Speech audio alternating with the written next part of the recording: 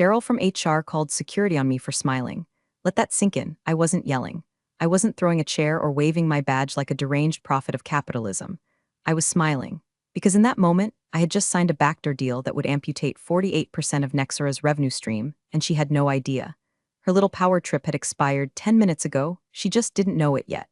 But let's rewind 24 hours. When she delivered her now famous line, "You should feel lucky we keep you." I was standing in a windowless room that HR insisted was a retention consultation pod. It looked like a broom closet with a hostage lamp. The kind of place you'd interrogate someone who stole Post-its. She said the line with that upward inflection Midwestern moms use right before they slap you with a passive-aggressive casserole. I didn't flinch. I didn't respond. I just stared at the beige wall behind her, where someone had tried to hang an employee values poster that was curling at the edges like it wanted out too. She mistook my silence for submission. That was her first mistake. What she didn't know? I'd been poached 3 weeks earlier by our former competitor, Atlas Media. They wanted me, not my title. They didn't need me to pitch myself, they just needed my contacts list and the password to my own brain. I had already met with their board. I had already secured a clause that gave me 3% equity for every client I brought in. And I had already prepared a personal statement, tailored for each of the 11 clients who had worked with me, not Nexora. The paperwork was signed at 8:04 a.m. Cheryl called me in at 8:26. That meeting, her little sadist monologue about loyalty and synergy alignment, lasted 11 minutes. I spent every one of those minutes mentally plotting out which client I'd flip first. Edge bio, definitely. The CEO had been hinting for months that he was tired of Nexora's strategic ambiguity, which is corporate speak for we haven't delivered jack since Q1. He liked clarity. He liked control. And he loved me because I never sold him bullshit. When he texted last week asking if we were still cool to meet off-platform, I knew he'd smelled the decay in Nexora's walls too. So that night we met. Not in an office, not on Zoom, but a candlelit wine bar downtown where NDAs were whispered over Zinfandel and quarterly bonuses were wagered like poker chips. I laid out my vision. Atlas Media wasn't just buying me, they were buying the future. Predictable deliverables, real-time metrics, no more bloated billing cycles, no more waiting 3 weeks for deck with recycled clip art and a tentative next step slide. He didn't even blink. He signed, one down. By 10 a.m. the next morning, I'd secured 2 more.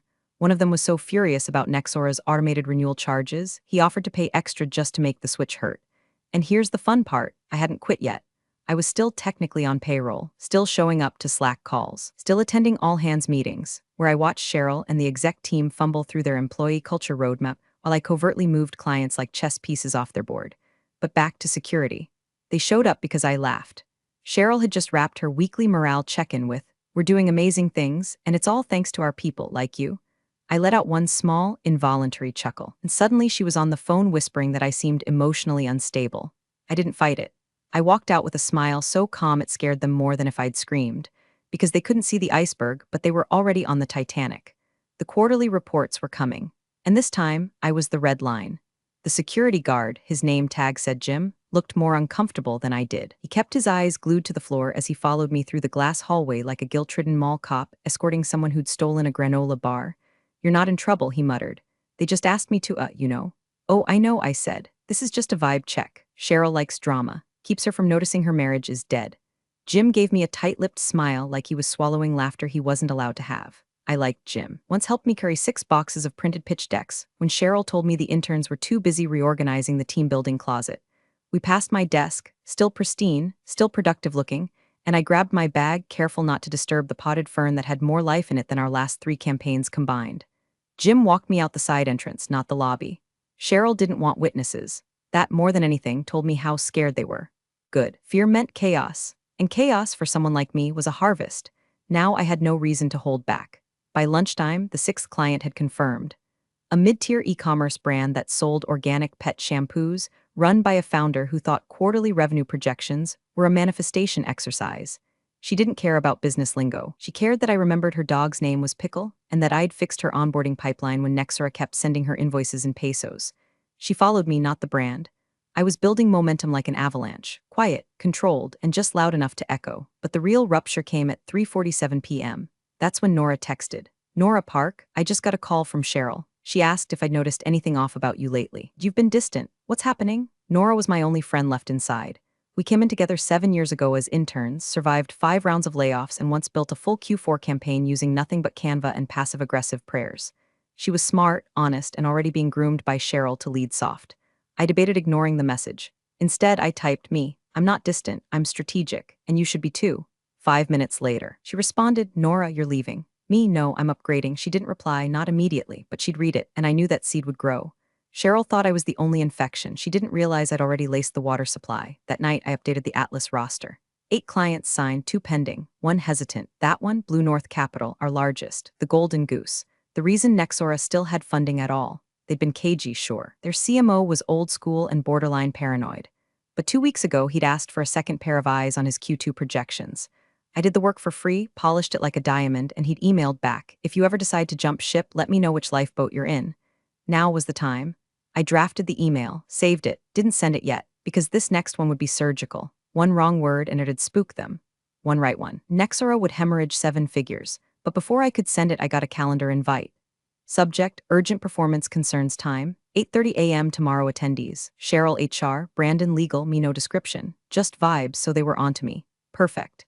Let the fun begin. I showed up early. That's the thing about corporate ambushes, they expect you to be rattled, scrambling in 10 minutes late with dry mouth and apology eyes. Instead, I was already seated when Cheryl and Brandon walked in, clutching their MacBooks like Bibles at an exorcism. I had a black coffee in one hand and a leather folio in the other. Inside, client migration logs, contract termination clauses, and my favorite, screenshots. Lots of screenshots. Cheryl opened with a smile so artificial it should have come with a barcode. Well, thanks for making time this morning. Just wanted to touch base regarding some behavioral concerns we've been noticing. Behavioral? I echoed, keeping my voice calm. Warm, like I wasn't preparing to eviscerate them with their own policies. Yes, Brandon cut in too fast. There've been reports of disengagement, disruptive laughter during meetings.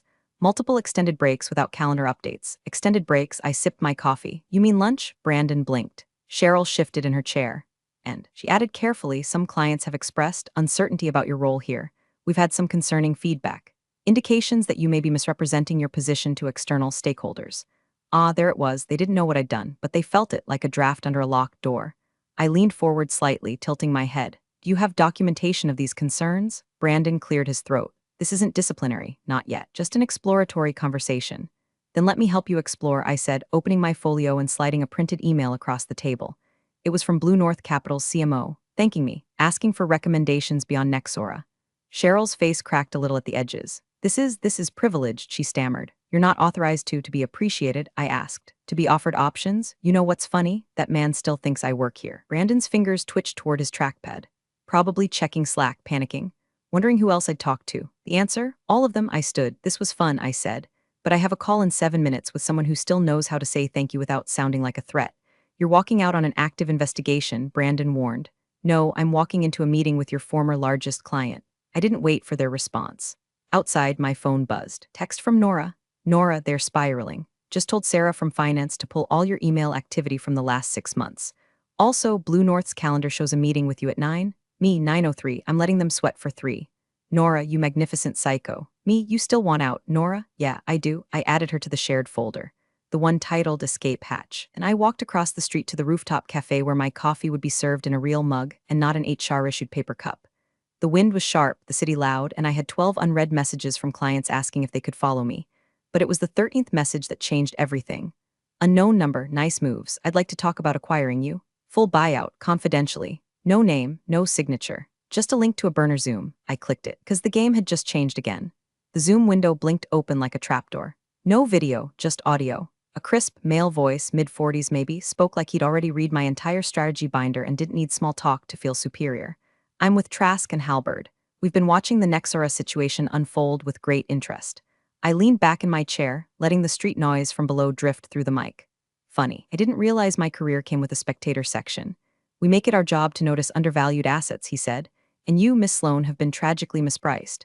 I didn't respond, just sipped my second coffee of the morning and waited. People like this hated silence more than they feared God. He filled it fast. We want to buy Atlas's contract with you. Roll you into our portfolio. You'd bring your clients under the Trask umbrella. Title bump. Triple your current equity.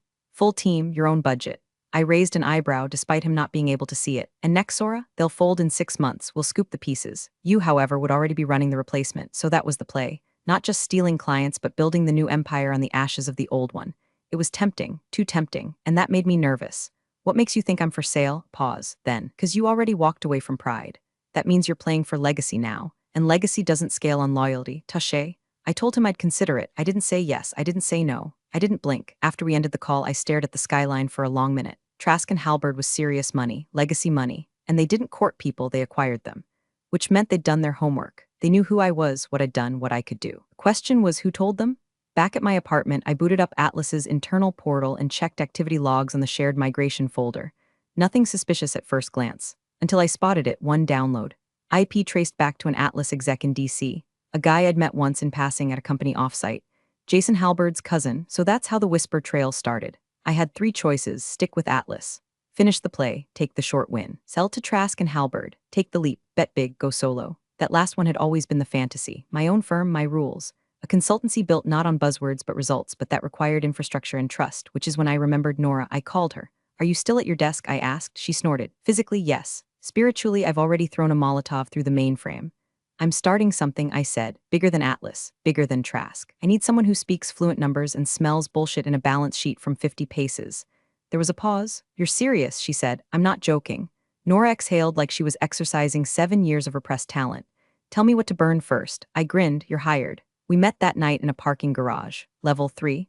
I handed her a burner laptop and a bottle of overpriced tequila. She handed me the internal HR forecast for Q3 and a USB drive labeled Cheryl's Sins. Turns out, Nexura's HR department had a lot of secrets, and we were about to make them public, one client at a time. The first file on the USB was titled, Confidential Comp Previews Final Use This One XLSX, Classic Cheryl, naming convention of a drunk squirrel. But what was inside? Worse than I imagined. Unequal pay across gender lines. Senior women with higher KPIs earning less than junior men. Bonuses were routed to strategic partnerships that traced back to Cheryl's college roommate's consulting firm, which, surprise, didn't exist on LinkedIn, Google, or any IRS record I could find. And then there was the severance list. They'd flagged Nora for Q4 elimination. Quietly, with HR code budget streamline. Her name sat just above 3 other women from client ops, all of whom had glowing reviews. This wasn't budget, it was purge. Oh my god, Nora muttered, scrolling beside me. They were gonna kill me off like a side character in a budget PowerPoint. I looked at her. Still want out? She didn't answer. She just clicked the file named Vacation Approval Backlog, found Cheryl's unused 2-week block in Aruba, and said, how fast can you get me a company card? By midnight, the plan was alive. We weren't just jumping ship, we were flooding the deck on our way out. I sent an anonymous tip to Trask's internal ethics line, just a teaser, a pixelated spreadsheet cell showing the fraudulent vendor trail. I knew they'd sniff it out. And when they did, it would validate everything I hadn't said in that Zoom. By morning, Nora had built the shell of our new firm, Northfire Strategies, name inspired by an inside joke from our intern days when we'd drink gas station wine and dream up brands we'd start after Cheryl finally cracked. Domain bought, landing page live. Placeholder text reading, what comes after legacy, precision. We made a list of clients to flip, ones we hadn't touched yet. The quiet ones. The whales still circling Nexura's sinking ship, oblivious to the waterline. But we needed something more. Proof. That's when I remembered the recordings. See, Nexura had this policy. All client onboarding calls were auto-recorded, stored for training and compliance. And guess who used to lead every onboarding until Cheryl exiled me to internal projects? Yours truly. I logged into the archive server using my still-active credentials and filtered by tags, Edge Bio, Blue North, Solara Tech. Boom, 73 call logs. And on call number 38, Cheryl flat out lied to a CFO about GDPR compliance. Told him we had an in-house data controller, when I knew for a fact we'd outsourced it to a Romanian subcontractor with a Gmail address and a Fiverr page. I clipped the audio, isolated the line, attached the contract she violated, drafted a short email with no signature. Subject, might be worth a listen before Q3. Sent it to Edge Bio's legal department from a secure proxy. Within 4 hours, they'd issued a breach notice. That's when things began to spiral for them. Slack messages flew like shrapnel. Cheryl was removed from the Leadership Pulse channel. My access was quietly revoked. An emergency board meeting appeared on Nexura's calendar with a subject line that just said, Crisis Response, 5 p.m., and then at 4:11 p.m., Nora got the call. Blocked number. Whispered voice. I'm not supposed to be doing this, the woman said, but you should know Brandon's building a retaliation case. They're trying to say you and Sloan colluded to sabotage Q2. Nora hit record mid-call. What's your name? She asked. I never said. Click. I stared at the waveform bouncing on her screen. Anonymous whistleblower, I said. Perfect. Let's flip the script. We weren't just the saboteurs. We were about to become the saviors. We didn't sleep. We didn't even pretend. By dawn, Nora was cross-referencing every contract Nexura had touched in the last 18 months. I was piecing together a digital autopsy of how Cheryl and Brandon had cooked the books to cover late deliverables and performance penalties. We weren't just nuking the reputation, we were drafting the obituary. At 7:42 a.m., I emailed Atlas. Subject, change of plans. Contract termination request. Body, effective immediately. Apologies for the turbulence. Northfire requires full autonomy. Attached, a wire transfer repaying the sign-on bonus in full, and a 10-line legal clause that made it very clear non-compete didn't cover what I'd just become. I was free. Burnt the contract, kept the clients. They didn't fight it, they couldn't. Their legal team knew if this got messy, they'd risk exposure too. Atlas didn't want war, they wanted distance. Silence. A clean break, good, let them run, because we had bigger things to blow up. 9 o'clock sharp, Blue North Capital's general counsel called. Not emailed, called, old money move. She asked one question, are you the one who sent the clip? I paused. Yes, I said, but I'm also the one who can fix the fallout. We met that afternoon, rooftop terrace, Midtown. She wore tortoiseshell glasses and a black pantsuit that looked like it had been pressed by a NASA engineer. You have 5 minutes, she said. I pulled out a flash drive. Loaded with call logs, emails, contract breaches, payment trails, and GDPR violations, each labeled like a missile. This is Nexara's real quarterly report. She didn't touch her coffee. I continued, you're going to be named in a class action suit within 90 days unless you distance yourself. Fast, loud, and strategically. And your solution? Move all active scopes to Northfire. We'll absorb the transition. We'll rebuild clean. We'll do it without costing you a single press release. She leaned back and studied me like a riddle. You're not pitching, you're negotiating. No, I said, I'm warning. She reached into her coat, pulled out a business card, and slid it across the table. You start Friday, and I want daily updates. As I stood, my phone buzzed. Nora, check your inbox. Now. I ran downstairs, stole a table outside a bagel shop, and opened the file. It was a leaked audio clip from Nexara's emergency board meeting. Brandon had left his mic hot during a rant. In it, he said the words, if we can frame Sloan for data theft, maybe we can stall long enough to buy back trust. Or at least pin the breach on her long enough to survive Q3. My name on tape, conspiracy, fraud, retaliation, and Cheryl, she didn't interrupt, she laughed. We had them, dead to rights. Nora and I stared at the waveform. Do we leak it? She asked. No. I said, a grin tugging at my cheek. We gift it. To who? I tilted my head. The same people they fear most. Clients? No. I tapped the screen, pulled up LinkedIn. The press. We sent the clip anonymously to Tech Ledger Weekly with one line of text. This is how Nexara handles Q3. By morning, it was front page. Exclusive. Nexara execs caught plotting retaliation against whistleblower-turned-competitor Cheryl's Laugh was now public property. Brandon's plan dissected line by industry analysts who hadn't touched Nexara's name in a year, now dragging it through digital hell like a broken carcass in a lion's den. Clients panicked. Investors bailed, their Slack leaked. An internal memo surfaced begging employees to trust leadership while we course correct. Course correct? They were trying to steer a tombstone. Nora and I sat in my apartment watching the collapse live. She brought donuts. I brought champagne. Cheered every time another VP's LinkedIn status quietly changed to open to work. But the final domino fell at 2:16 p.m. Blue North issued a formal statement. Effective immediately, all Nexara contracts are suspended. We are transitioning all projects to a new consultancy, Northfire Strategies. The font they used was brutal, stark, black on white, no apology, just clean exit wounds. We didn't even get a chance to toast it, because just then my phone buzzed. Private number, I answered. Miss Sloan, the voice said low and calm. We represent several firms listed in your client portfolio. We've reviewed the allegations, the data, and the press coverage. Congratulations, congratulations, you've just triggered a competitive pivot across our sector. 6 agencies want to partner, 2 want to acquire. 1 wants to merge. I didn't say anything. I just closed my laptop and stood. City outside felt smaller now, manageable, like the battlefield had shrunk and we were the only ones still standing on it. The voice continued. We'd like to invite you to a private summit next week, 20 seats. 1 founder's chair is still open. You offering me a throne, I'm offering you infrastructure. Scaled. I didn't say yes, not yet, not while I could still smell Nexara's ashes. When I hung up, Nora was staring at me. Well, they want in, I said. Her eyes sparkled. You gonna take it? Maybe, I said, sipping the last of my coffee. But first what? I pulled up an old contact list, my first boss, the one who told me I'd never be more than support staff, the one who gave Cheryl her first promotion. I typed out a message, you still in corporate consulting? Great, thought you might want to update your forecasts, Northfire's hiring. But this time, I'm the one choosing who gets kept. Then I hit send. Waited, let them sweat now, let them all sweat. The inbox was silent for 11 hours. Then at 3:03 a.m., the reply landed. Didn't expect to hear from you again. Impressive play. I suppose I underestimated you. I read it twice. The same man who once scolded me for talking too much in meetings now acknowledged the empire I'd built from the rubble of their disrespect. He didn't offer congratulations. He didn't ask for a job. Just that one line, I underestimated you. Good, let that haunt him. By Monday, Nexara's site was offline. Their support bot replaced with a 404. Cheryl's LinkedIn had mysteriously gone private and Brandon's profile said he was taking time to reflect. Translation, lawyered up, spiraling, or both. Word on the street was their board had triggered a full audit. No spin. No scapegoats left to hide behind. Meanwhile, Nora and I sat in our new office. Glass walls, exposed brick. One potted cactus she named Middle Finger. We were onboarding our 12th client and had a waitlist forming that read like a Fortune 500 contact sheet. I walked into our tiny break room, still smelled like paint and ambition, and poured 2 glasses of bourbon.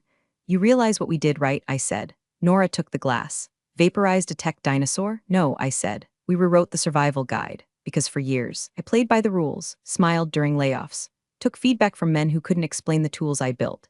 I sat through HR seminars that told me to lean in while being sidelined, silenced, then sanitized. And when I finally stood up, they laughed. They underestimated, until the reports dropped, until the clients walked, until the conference room turned crimson. Now Cheryl sells career reset webinars to laid-off marketing execs. Brandon consults for startups too small to Google his name. And me? I walk into boardrooms where no one dares ask me to smile. They just listen and write checks. Northfire isn't just a consultancy. It's a warning to every company that ever told a woman she was lucky to be kept. You're not keeping us anymore. We're coming for what's ours. Big thanks for watching, you sneaky seniors. Subscribe to keep the coffee pot brewing revenge. Your ex-colleagues won't know what hit him.